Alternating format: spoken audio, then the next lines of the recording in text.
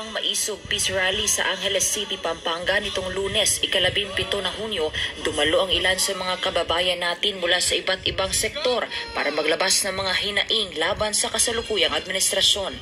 Sa isang panayam, naglabas rin ng kanyang pananaw ang isang dating opisyal ng pamahalaan na si former Presidential Anti-Corruption Commission Chairman Greco Bellica sa estado ngayon ng bansa sa ilalim ng Marcos administration.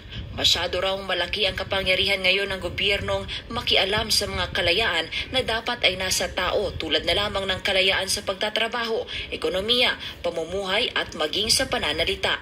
That's why we really have to work on changing laws and policies, even the Constitution, para alisin ang mga kapangyarihan na to na nagbibigay sa gobyerno at sa mga nakaupo rito ng pagkakataon mang-abuso ng kalayaan na bigay ng Diyos sa tao.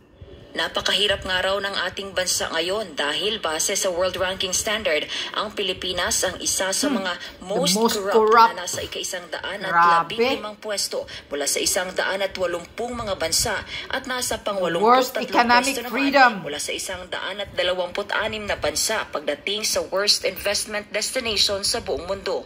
Sabi pa niya, korupsyon at magulong pamamahala raw talaga ang magiging resulta kung sobrang makapangyarihan at abusado ang gobyerno.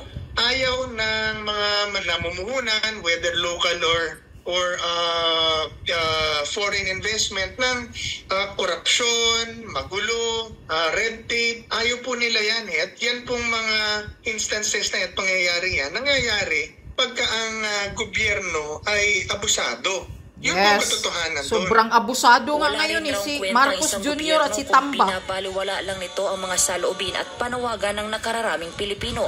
So kung di tayo pakikinggan, diktatorya po yan. So yan ang bantayan po natin. And if you feel na that is what's happening to you, and then you have to have the courage and you have the responsibility to talk about it and talk about the truth. Hindi rin pinalagpas ni Bellica na magkomento sa nangyaring marahas na panlulusob ng PNP SAF at CIDG sa mga religious compound ng KOJC sa Davao City. Overkill naman talaga.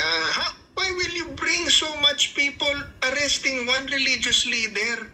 Diba? Tapos, ang dala-dala mo pala arrest warrant. Di ba nag-search ka rin sa loob? So, these are constitutional violation of individual freedoms.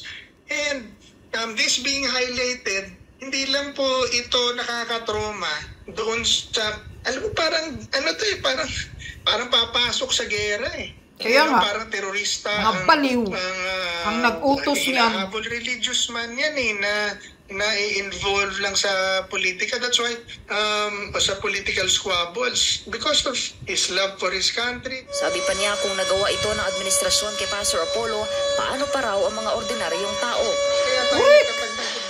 Pag ordinaryo lang tayo, wala. Talagang kulong agad. Magsalita, magtrabaho, umasenso, maging malaya, maging mapayapa. Hindi yung because of political comments, political pressures, suddenly one person, religious or not, popular, can be an example of how abusive a government can be. Punto pa niya, kung may mga tumutulig sa man sa administrasyon at sa mga kinauukulan, ay hindi raw dapat ito magalit at maging balat sibuyas.